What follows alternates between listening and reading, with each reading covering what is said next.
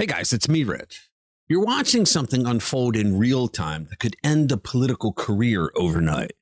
What we're about to cover is Eric Swalwell's explosive denial of serious accusations and the political chaos that followed within hours.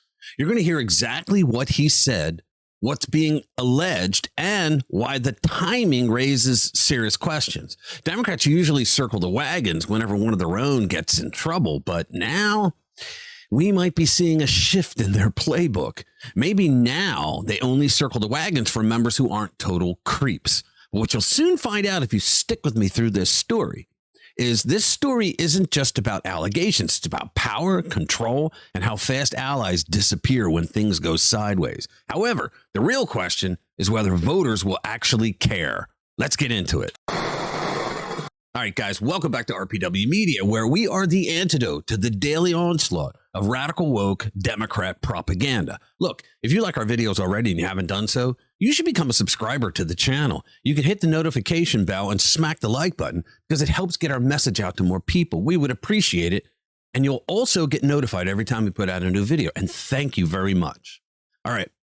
Something unusual played out Friday night. Eric Swalwell went on camera and made it clear he was not stepping down. This happened only hours after serious sexual assault accusations surfaced and threw his campaign into a tizzy. He's running for governor of California. Instead of going quiet or letting lawyers handle it, Swalwell spoke directly to the public. He chose to face it head on, in other words. Swalwell's accuser did an interview, and she exposed what he did to her. Give this a watch. Decided to ask him to meet me for a drink. And I did this because I was so far removed from what had happened in 2019. I felt safe because I was established. I had a partner. I felt more secure that I could have a strictly professional relationship with this person. After that bar closed, we went to another. I went to the bathroom and I don't remember anything after that. You don't remember anything? Did he roofie her? I remember the next day. I can see flashes of that evening of him on top of me pushing him off, him grabbing me. It was a lot more aggressive. It was aggressive. Did you say no? Yes, I said no. In my flash that I can recall, I was pushing him off of me saying no. And what did he do? He didn't stop. He didn't stop. And you woke up the next morning. I woke up the next morning naked, alone in his hotel room. I, for a moment, didn't even know I was in his hotel room. That's how intoxicated I was. Wow. And I called my mom, the only person I could think that could help me. And we were able to corroborate that by speaking with friends and family she confided in, reviewing photos and screenshots of contemporaneous text messages.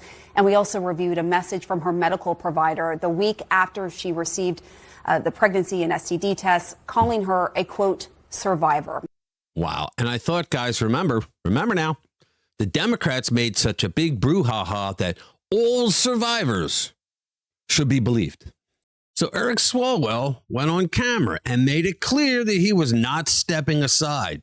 This happened only hours after serious sexual assault accusations surfaced and threw his campaign for governor into turmoil. Now, here's where it gets really interesting.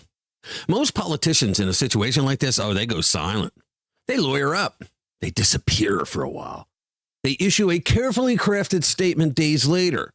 Swalwell, Fartswell, he did the exact opposite. Give this a watch. A lot has been said about me today through anonymous allegations, and I thought it was important that you see and hear from me directly. These allegations of sexual assault are flat false. They are absolutely false. They did not happen. They have never happened, and I will fight them with everything that I have. They also come on the eve of an election where I have been the frontrunner candidate for governor in California. I do not suggest to you in any way that I'm perfect or that I'm a saint. I have certainly made mistakes in judgment in my past, but those mistakes are between me and my wife. And to her, I apologize deeply for putting her in this position. Translation? Yeah, I've been a real creep in the past. I mean, just ask my wife. But now, well, in this case, something's changed. I also apologize to you if in any way you have doubted your support for me. But I think you know who I am. Yeah, we do. For over 20 years, I have served the public.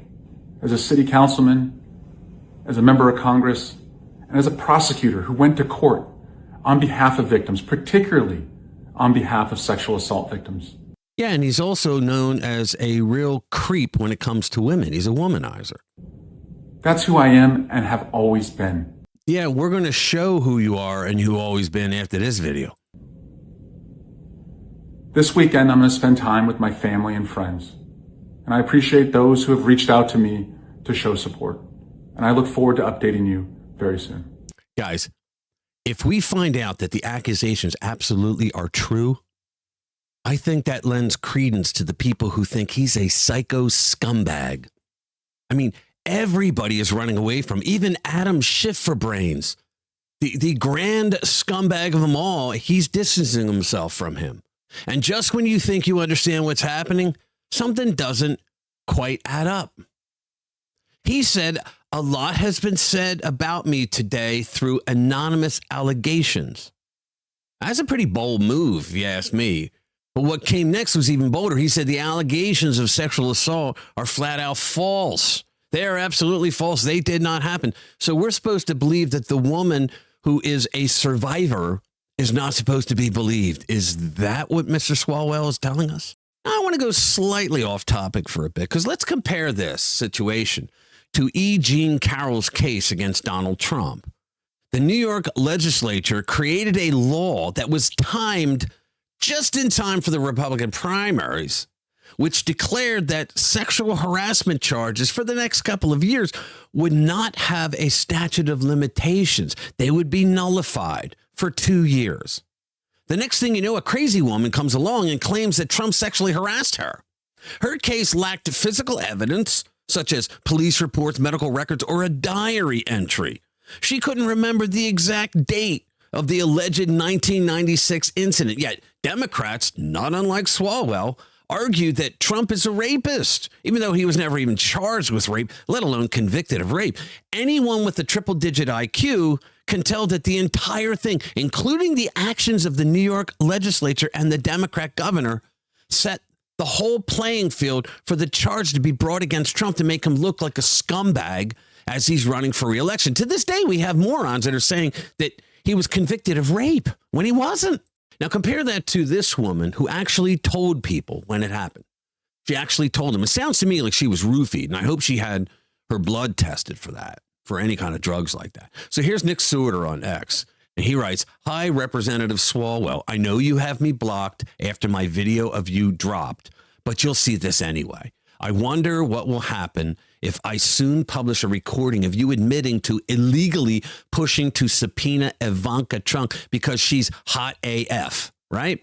Letting lobbyists get you drunk off your ass at a DC restaurant, and then you asking them to find you a woman to cheat on your wife with because you only F10s, meaning a 10, a hot woman, right?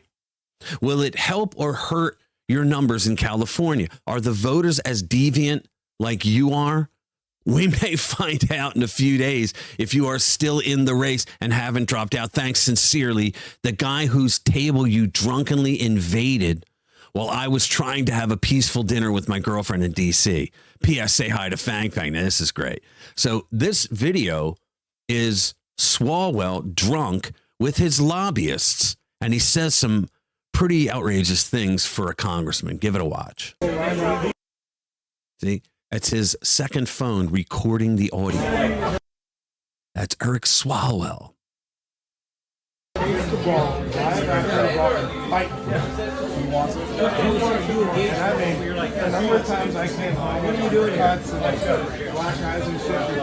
Now, some of you may remember this video. This is what Nick Surter videoed after they all came out of the restaurant that night. Okay, after they overheard Swalwell saying the things about his wife. He wanted to cheat her on. He only wanted the F10s, the whole Ivanka Trump thing. Give this a watch. So, Congressman, you referred to Elon Musk as a fascist at some point and alluded to him being a national security threat. Do you see that more of a national security threat, you sleeping with a Chinese spy, than transparency in the federal government? What are your thoughts on that? What are your thoughts on that? What's Fang Fang think of that? What are you doing? I mean, what's fascistic about exposing government corruption? I mean, I know you're just at dinner now with a bunch of lobbyists. You know, they're buying you a bunch of booze, and you know that's awfully nice. I know you were talking about, maybe finding somebody else because you only like to fuck people that are tens. I just heard that one too. So, what do you think about that? Do you want to comment on any of it? I love independent journalists. Elon Musk is a national security threat, but you sleeping with a Chinese spy is not. Is that correct? You don't want to comment on that at all? Looks like guilty as charged. So the man in that video, the creep that you just saw in that video, just gave a full scorched earth rejection to the accusations. No wiggle room, no hedging, guys. And that's where the risk comes in. How stupid is he? Because when you go all in like that, there's no walking it back if more evidence surfaces. You just look like a real dumbass.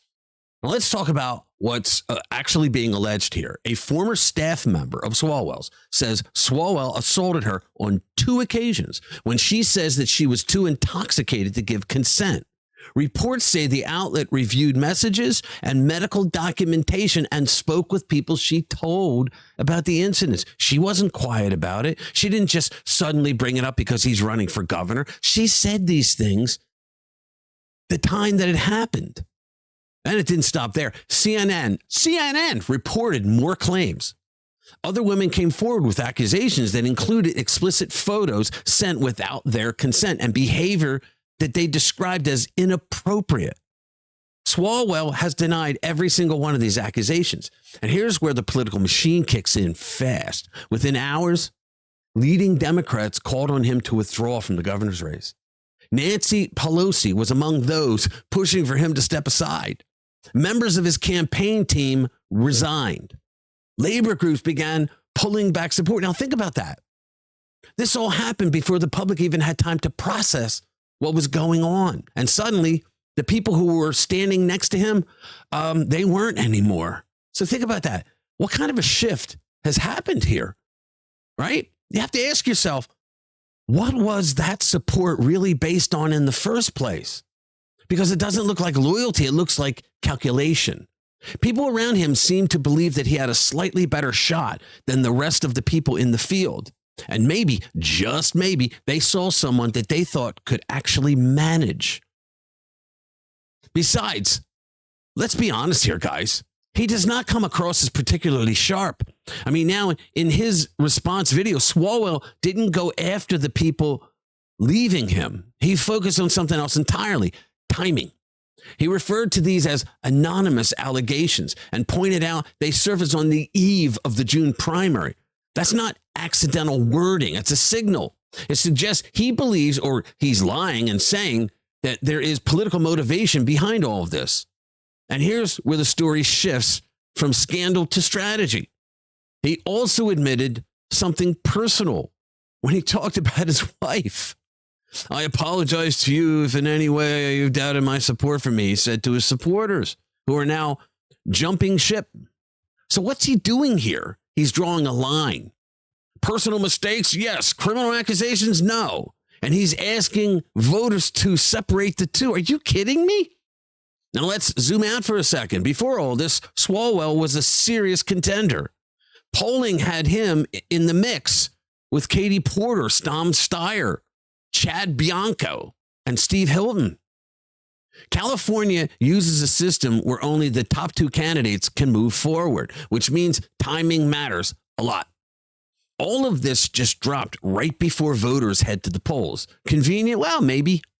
Coincidental? You decide. By the end of his statement, Swalwell doubled down on who he says he is. I mean, he said, 20 years I've served the public, city councilman, a member of Congress, a prosecutor. I mean, come on, guys. What's going on here is that even the Democratic Party knows that he's probably guilty, allegedly, He's probably guilty of this because there have been so many stories about him being a womanizer, right? And the guy's married. So they don't want anything to do with him. He's toxic now, you know? So here's the reality, guys. In today's political environment, people don't wait for all of the facts. They pick a side early and they stick to it, especially Democrats. So now everything comes down to one question. Will voters believe him? Or is this the moment where the entire thing collapses for him? Here's the bottom line. This isn't just about accusations. It's about credibility, timing, and political survival. Swalwell made the riskiest move possible by going all in on a total denial. That either saves him or destroys him. But if there's one thing we know about today's voters, it's this. They don't always follow the script, and that means this race is far from over. So, guys, tell me what you think in the comments below. I love hearing from you. Thank you for watching. I'll see you in the next one. I got saved.